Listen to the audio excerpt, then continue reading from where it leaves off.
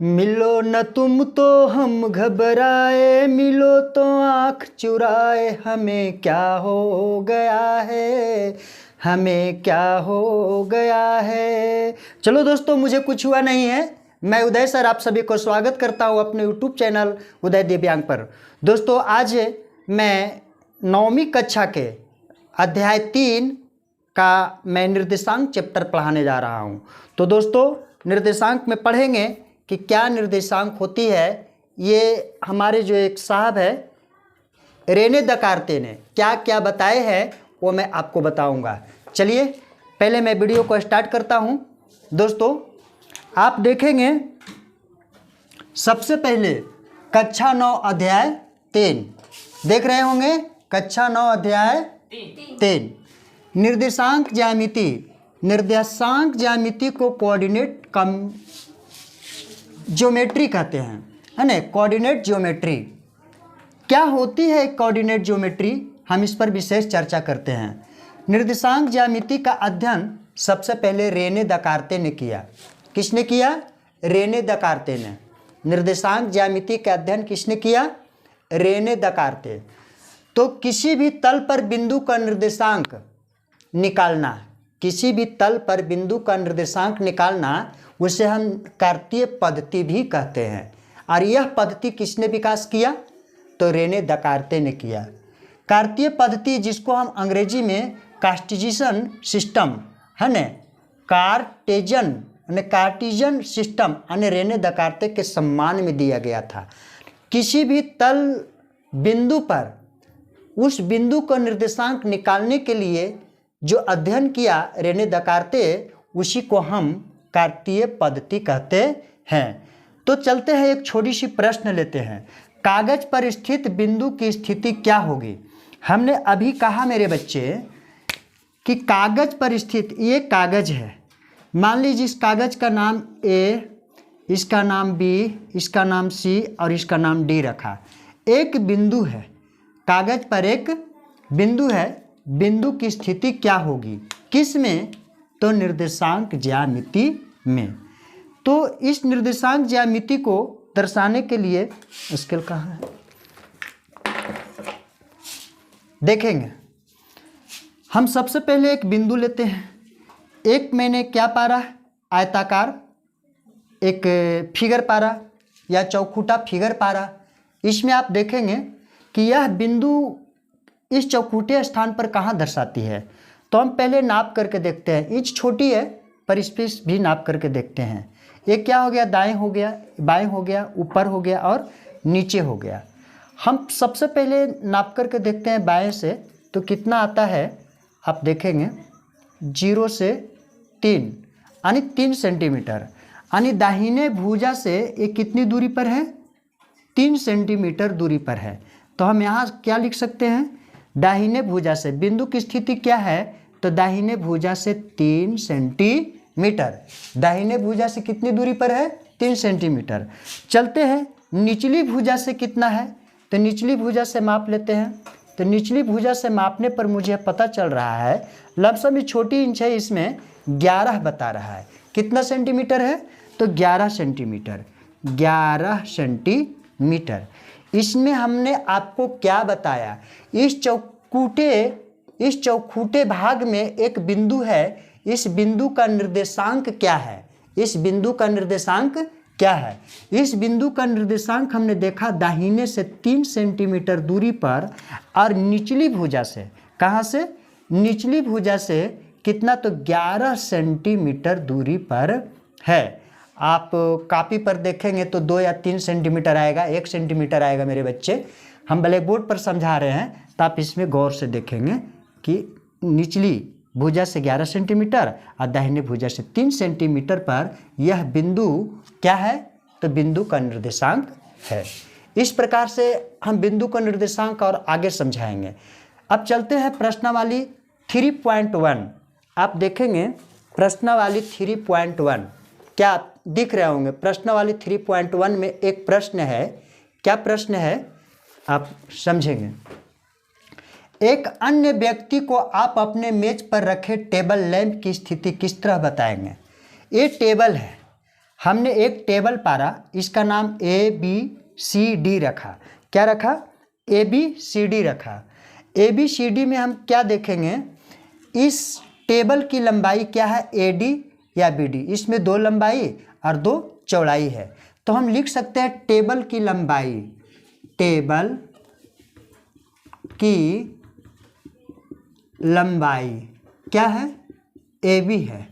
Table की लंबाई क्या है मेरे बच्चे, AB है। और टेबल की लंबाई AD होगा मेरे बच्चे, AD। और टेबल की चौड़ाई क्या हो जाएगा, AB। ए लंबाई हो गया और ए चौड़ाई हो गया। एक बिंदु है, इसमें यहाँ लैंप रखा हुआ, इस लैंप की स्थिति बतलाना है, तो लैंप की स्थिति को समझने के लिए आप क्या देखेंगे, सबसे पहले 1 इंच से हम माप सकते हैं, 1 इंच से हम माप सकते हैं। हम देखते हैं ये चौड़ाई 0 से कितना आ रहा है, 5 सेंटीमीटर दूर। हम लिख सकते हैं चौड़ाई, टेबल की चौड़ाई AB से बिंदु का निर्देशांक कितना है, अभी हमने मापा 5 सेंटीमीटर है। कितना सेंटीमीटर है, 5 सेंटीमीटर, तो हम लिख देंगे 5 सेंटीमीटर। अब टेबल की लंबाई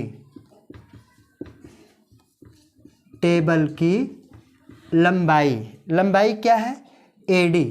लंबाई क्या है, AD से दूरी कितना है, AD से दूरी देख रहे हैं 0 से 4, यानी कि ये 5 सेंटीमीटर दूरी पर है और ये 4 सेंटीमीटर दूरी पर है, ये 4 सेंटीमीटर दूरी पर है। आप देखेंगे लैंप, टेबल पर जो लैंप है, हम या तो यहाँ बैठे हैं, या तो यहाँ बैठे हैं, या तो यहाँ बैठे हैं, और कहीं भी बैठे हैं, ये लैंप टेबल के एक किनारे, हल्का सा किनारे से, बीच से हट करके किनारे में है, तो उसकी स्थिति बताना है। तो उस स्थिति को समझने के लिए हम सबसे पहले लंबाई लिए, चौड़ाई लिए। लंबाई AD है, चौड़ाई AB है।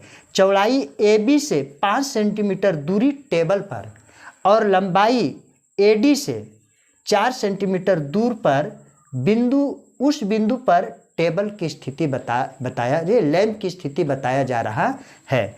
तो हम क्या लिखेंगे, लैंप की स्थिति, क्या लिखेंगे, लैंप की स्थिति हम क्या लिख सकते हैं, 5, 4, क्या लिख सकते हैं, 5,4 या 4,5 लिख सकते हैं। मैं आशा करता हूँ कि आप समझे होंगे। प्यारे बच्चों,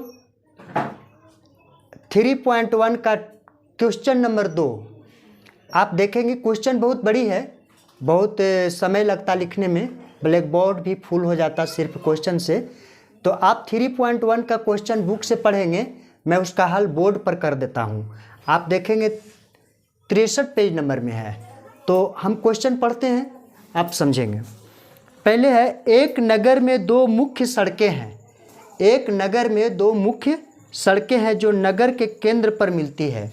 आप देखेंगे एक नगर है, नगर में 2 मुख्य सड़कें हैं, एक उत्तर से दक्षिण जाती है और एक पूरब से पश्चिम जाती है। केंद्र में क्या है, तो नगर है। यहाँ पर आपका नगर है। बता रहा है ये 2 सड़कें उत्तर दक्षिण की दिशा और पूरब पश्चिम की दिशा में है। नगर की अन्य सभी सड़कें इन मुख्य सड़कों के समांतर परस्पर 200 मीटर की दूरी पर है। कितनी मीटर की दूरी पर है, 200 मीटर, 200 मीटर की दूरी पर है। तो कहता प्रत्येक दिशा में लगभग 5 सड़कें हैं। प्रत्येक दिशा में लगभग कितने सड़कें हैं, 5 सड़कें। आप देख रहे हैं मुख्य सड़कें उत्तर से दक्षिण 1 मैंने लिया और पूरब से पश्चिम 2। फिगर पहले इसलिए पार लिया मेरे बच्चे, समय बहुत लगता, समय को बचाने के लिए मैं पहले इसको तैयार कर लिया।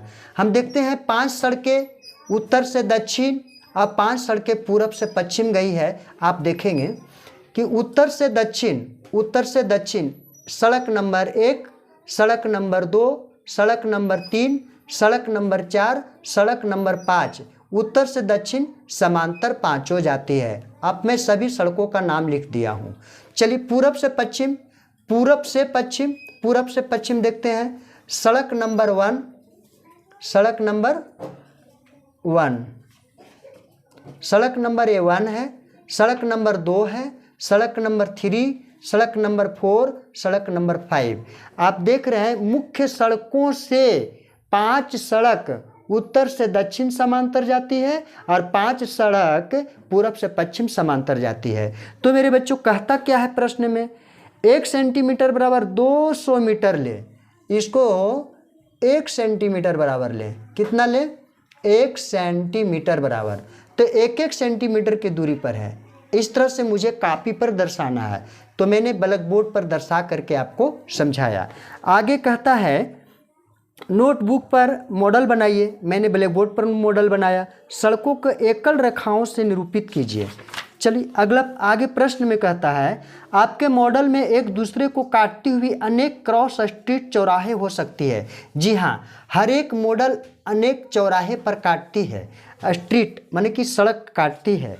एक विशेष क्रॉस स्ट्रीट 2 सड़कों से बनी है, जिनमें से एक उत्तर दिशा में जाती है, एक कहाँ जाती है, उत्तर दिशा में, और दूसरी पूर्व पश्चिम दिशा में जाती है, पूर्व पश्चिम में। प्रत्येक क्रॉस स्ट्रीट का निर्देशन इस प्रकार किया है, यदि दूसरी सड़क उत्तर दक्षिण दिशा में जाती है और 5वीं सड़क पूर्व पश्चिम दिशा में जाती है, दूसरी सड़क उत्तर से दक्षिण जाती है और 5वीं सड़क पूरब से पश्चिम जाती है, तो क्या कह रही है, एक क्रॉसिंग पर मिलती है, एक क्रॉसिंग पर मिलती है, तो इसे हम क्रॉस स्ट्रीट 2 और 5 कहेंगे। देखिए उत्तर से दक्षिण आने वाली सड़क नंबर 2 यहाँ है और पूरब से पश्चिम जाने वाली सड़क नंबर 5 कहाँ मिलती है, यहाँ इस क्रॉस पर मिलती है। हम यहाँ क्या लिख देंगे, 2 और 5, 2 और 5, तब इसे हम क्रॉस स्ट्रीट 2-5 कहेंगे। इसी परंपरा से यह ज्ञात कीजिए। क्वेश्चन इसमें 2 को दिया है, मैं आपका इसमें लिख दिया हूँ। कितनी क्रॉस स्ट्रीटों को 4-3 माना जा सकता है। आप देखेंगे मेरे बच्चे 4, सड़क नंबर 4, आप देखेंगे उत्तर से पहले लेंगे सड़क नंबर 4 ये है, और 3 सड़क नंबर 3 पूरब से पश्चिम जाने वाली सड़क नंबर 3 कहाँ काटती है, यहाँ। इस प्रकार से हम देखेंगे सड़क नंबर 4 और सड़क नंबर 3 इस बिंदु पर इस क्रॉस पर कटती है। फिर क्या है, पॉइंट, कलम अच्छा नहीं चल रही है।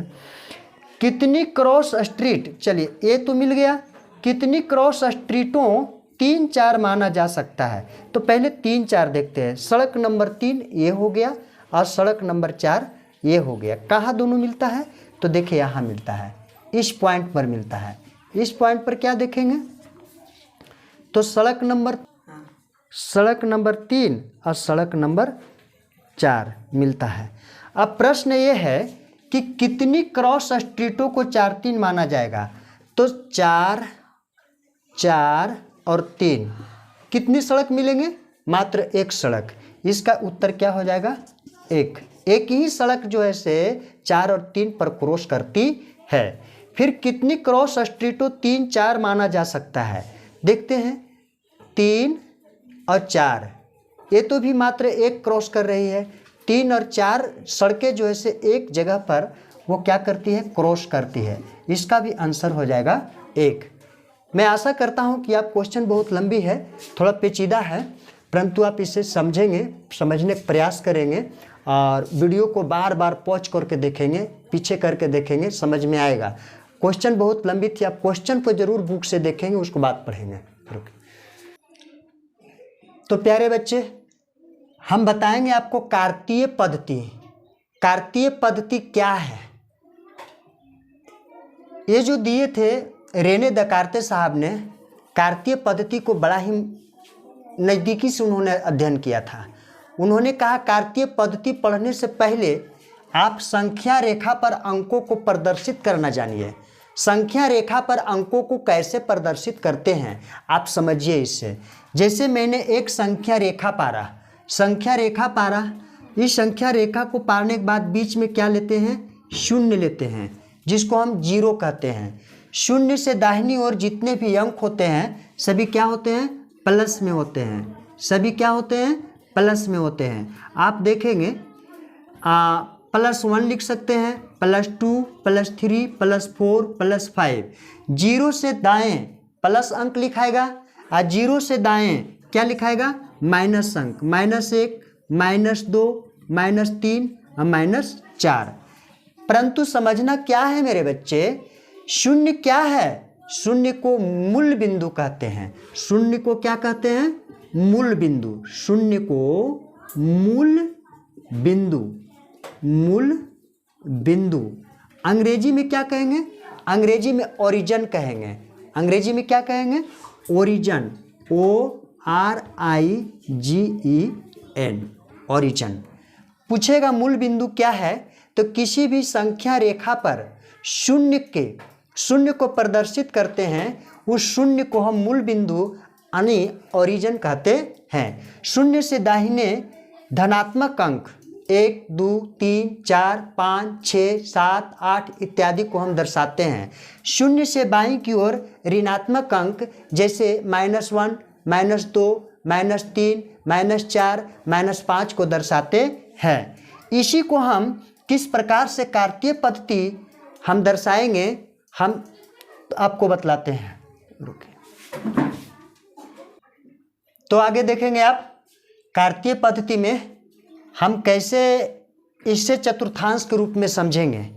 कार्तीय पद्धति है क्या मेरे बच्चे, क्या समझना है? कार्तीय पद्धति है क्या? तो सबसे पहले हम क्या लिया? एक रेखा लिया, संख्या रेखा जैसे लेते हैं। इसका नाम क्या है? एक्स अक्ष। इसका नाम हम देंगे एक्स अक्ष, इसका नाम देंगे एक्स डैश अक्ष। इसका नाम देंगे वाई अक्ष। इसको आप समझ गए हैं तो इसको हम हटा सकते हैं। अभी आपको मैं इसके पहले समझा चुका हूँ। इसे हम वाई अक्ष कहते हैं। क्या कहते हैं? वाई अक्ष। इसे क्या कहते हैं? वाई डैश अक्ष कहते हैं। आपको यही समझना है कि जहाँ दोनों रेखा, ये ऊर्ध्वाधर रेखा और क्षैतिज रेखा जिस बिंदु पर काटती है, उस बिंदु को हम क्या कहते हैं? मूल बिंदु कहते हैं। क्या कहते हैं? मूल बिंदु। मूल बिंदु, जिसको हम अंग्रेजी में क्या बार बार बता रहा हूँ? Origin, origin. आप देख रहे होंगे मूल बिंदु से दाईं ओर, मूल बिंदु से दाईं ओर जितने भी अंक होते हैं सभी प्लस में होते हैं, धनात्मक होते हैं। हम लिख सकते हैं +1, +2, +3, +4, +5। इसका बाएं आएंगे क्या होगा? माइनस होगा। -1, -2, -3, -4, -5। मेरे बच्चे 1, 2, 3, 4, 5 प्लस में 5 होगा, मिस्टेक से लिखा गया। हम इसके मूल बिंदु से ऊपर की ओर जाते हैं, क्या देखते हैं? धनात्मक सभी अंक लिखाएगा। आप देख रहे हैं, हम यहाँ लिखेंगे +1, +2, +3, +4, +5। इसका नीचे आएंगे तो -1, -2, -3, -4 और -5 को हम दर्शाते हैं। मूल बिंदु से दाईं की ओर सभी धनात्मक अंक होते हैं, मूल बिंदु से बाईं की ओर सभी ऋणात्मक। ऊपर सभी क्या होते हैं? धनात्मक, और नीचे क्या होते हैं? ऋणात्मक। इस प्रकार से कार्तीय तल में कितने तल बनते हैं? 4 तल बनते हैं। पहला बनते हैं फर्स्ट। क्या बनते हैं? फर्स्ट, यानी कि इसे हम क्या कहते हैं? First coordinate, second coordinate, third coordinate, fourth coordinate. इसके पहले मैं आपको समझाना चाहूँगा वाई अक्ष और एक्स अक्ष। इस एक्स अक्ष को हम क्या कह सकते हैं? एक्स या क्या कर सकते हैं? एक्स एक्सिस, AXIS, ठीक है। वाई को हम क्या लिख सकते हैं? वाई एक्सिस, XIS, ठीक है। इसी प्रकार इधर भी लिखेंगे। अब यहाँ समझना है एक्स अक्ष को एक नाम और है। क्या है? एक नाम और, उसे हम क्या कहते हैं? भुज कहते हैं। एक्स अक्ष को हम भुज भी कहते हैं। क्या कहते हैं? भुज। और वाई अक्ष को एक नाम और है जिसे क्या कहते हैं? कोटि कहते हैं। वाई अक्ष को क्या कहते हैं? कोटि। तो आप समझ गए होंगे ऊर्ध्वाधर रेखा जो है वाई अक्ष, उसे कोटि कहते हैं। और एक्स अक्ष जो है एक्स एक्सिस जिसे कह रहे हैं इसको क्या कहते हैं, भुज भी कहते हैं। और मूल बिंदु किसको कहते हैं, जीरो को कहते हैं, जिसको हम शून्य कहते हैं। मूल बिंदु शून्य ओरिजिन हो गया, एक्स अक्ष हो गया। अभी भुज को क्या कहते हैं, भुज को शायद एबेस्किस कहते हैं, ABCSISS, एबेस्किस कहते हैं। ठीक है, अब यहाँ समझना क्या है, इस प्रकार से जितने भी इसमें 4 भाग बनते हैं, कार्तीय पद्धति में कितने भाग बनते हैं, 4 भाग। फर्स्ट का क्या नाम है, हिंदी में हम कहते हैं फर्स्ट, यानी फर्स्ट चतुर्थांश। क्या कहते हैं, चतुर्थांश, चतुर्थांश। इसको क्या कहेंगे, सेकेंड चतुर्थांश, सेकेंड चतुर्थांश। इसे क्या कहेंगे, थर्ड चतुर्थांश। क्या कहेंगे, थर्ड चतुर्थांश। और इसे कहेंगे फोर चतुर्थांश। कितने चतुर्थांश बनते हैं, किसी भी कार्तीय पद्धति को 4 चतुर्थांश बनते हैं। कितने चतुर्थांश बनते हैं, 4। एक का नाम है पहला चतुर्थांश, दूसरा चतुर्थांश, तीसरा चतुर्थांश और चौथा चतुर्थांश। चतुर्थांश को अंग्रेजी में क्या कहते हैं बच्चे, क्वाड्रेंट कहते हैं। क्या कहते हैं, first quadrant, QUA quadrant, DRANT, first quadrant. ए हो गया सेकेंड क्वाड्रेंट, ए हो गया थर्ड क्वाड्रेंट, ये हो गया आपको फोर्थ क्वाड्रेंट के नाम से जानते हैं। तो आपने क्या समझा, चतुर्थांश कितने होते हैं, 4 होते हैं। पहला चतुर्थांश, दूसरा चतुर्थांश, तीसरा चतुर्थांश और चौथा चतुर्थांश। मूल बिंदु किसे कहते हैं, शून्य को। शून्य से दाईं की ओर क्या होता है, वह धनात्मक अंक लिखाता है। शून्य से बाईं की ओर क्या होता है, ऋणात्मक अंक लिखाता है। शून्य से ऊपर ऊर्ध्वाधर अक्ष में क्या लिखाता है, रेखा में तो प्लस लिखाता है, और शून्य से नीचे वाई अक्ष में माइनस लिखाता है। तो आप इतना अच्छी तरह से समझे होंगे। इसके आगे मैंने बताया इस रेखा को जो सीधा ऊपर से नीचे तक आया है, इसको आप अच्छी तरह से जानेंगे तो इसको ऊर्ध्वाधर रेखा कहते हैं। क्या कहते हैं,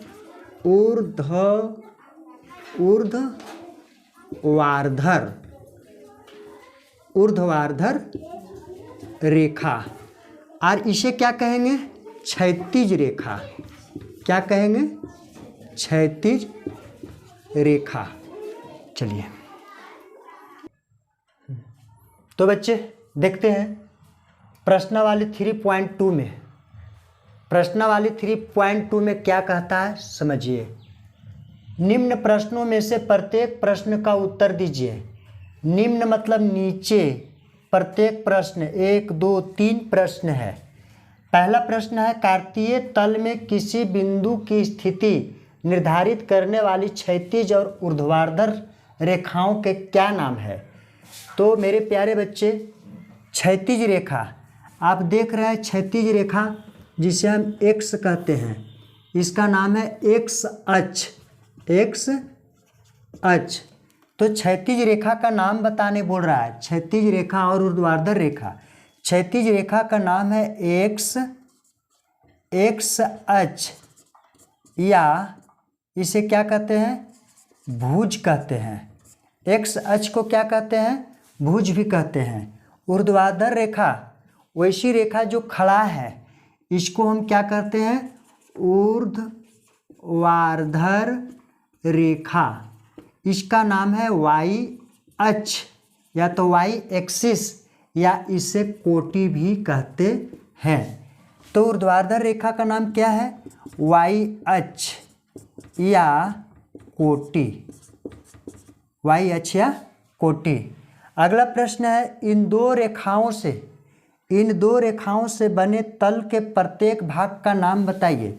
इन 2 रेखाओं से जो तल बनता है, 1 2 3 4, ये 4 तल बनता है, जिसको हम क्या कहते हैं, आप जानते हैं, जिसको हम क्वाड्रेंट या हिंदी में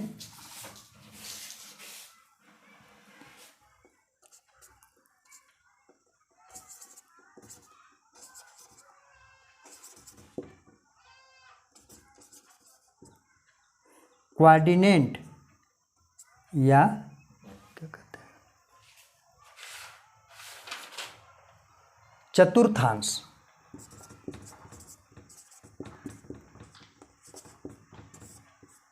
चतुर्थांश, दो रेखाओं से बने तल को क्या कहते हैं? चतुर्थांश कहते हैं। और चतुर्थांश 4 है, परंतु सिर्फ उसका नाम पूछ रहा है, उस तल जो बनता है उसका नाम क्या है? तो प्रत्येक तल को हम चतुर्थांश या क्वाड्रिनाट कहते हैं। क्वाड्रिनाट कहते हैं।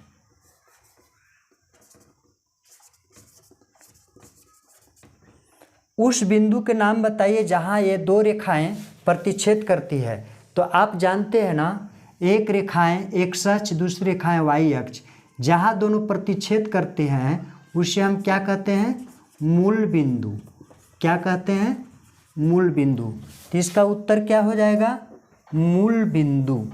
मूल बिंदु, इसको अंग्रेजी में ऑरिजिन कहते हैं। ऑरिजिन कहते हैं। हाँ तो बच्चों, आकृति 3.14 देखकर निम्नलिखित को लिखिए। आकृति आप यहाँ देखेंगे, यहाँ तक दिख रहा है?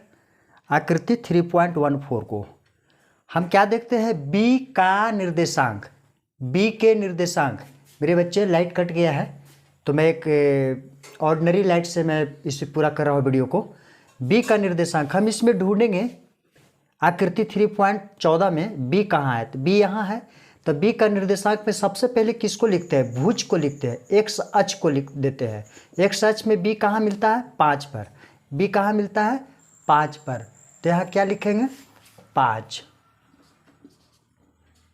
चल नहीं रहा है।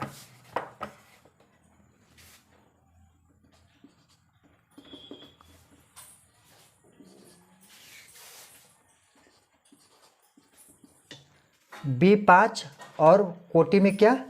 2। कोटि में कितना है? 2। तो इस प्रकार से बी के निर्देशांक 5 और 2 हो गया। सी के निर्देशांक, इसमें हम सी देखेंगे। सी कहाँ है? तो सी देखते हैं, सी यहाँ है। तो बच्चे सी का निर्देशांक पहले हम किस में लेंगे? भुज में। सी का निर्देशांक क्या है? +5 है और इधर -5 है। तो यहाँ हो जाएगा आपका +5 और -5, +5 और -5। फिर क्या है आपका निर्देशांक? -3 और -5। -3 और -5, -3 और -5 का निर्देशांक कौन है? बिंदु ई है। इसका हो जाएगा बिंदु ई। क्या हो जाएगा? बिंदु ई हो जाएगा। निर्देशांक 2 और -4 द्वारा पहचाना गया बिंदु। 2 और -4, 2 और -4 पहचाना गया बिंदु क्या है? तो जी है। क्या है? जी है। आप देख रहे होंगे जी। डी का भुज हम देखते हैं। डी कहाँ है? डी का भुज, एक्स अक्ष को भुज कहते हैं। डी का भुज क्या है? 6 है। क्या है? 6 है। बिंदु एच की कोटि, बिंदु एच यहाँ है, कोटि कह रहा है। कोटि ऊर्ध्वाधर रेखा कोटि कहते हैं। तो एच का कोटि क्या हो गया? -3 हो गया। कितना हो गया मेरे बच्चे? -3 हो गया। -3।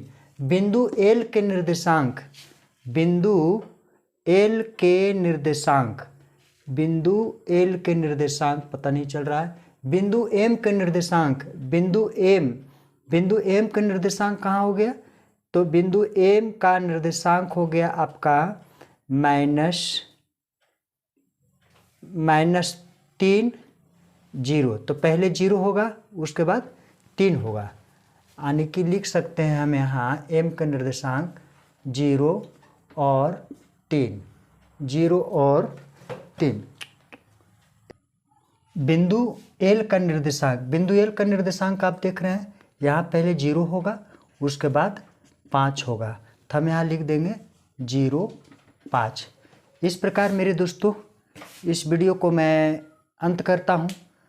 और 3.1, 3.2 कक्षा 9 का निर्देशांक ज्यामिति का कोऑर्डिनेट को मैं पूरा वीडियो डाल दिया हूँ। यह वीडियो कहीं डिसमिस हो तो क्षमा याचना मांगता हूँ। और इस वीडियो को देखने के बाद आपको अच्छा लगे तो इसे आप बार बार देखें, समझें। बहुत बारीकी से समझने की ज़रूरत है। आप इसे लाइक भी करें, शेयर भी करें, वीडियो अच्छा लगे तो आप इसको आगे भी बढ़ाएं। तो दोस्तों, जय हिंद, जय भारत।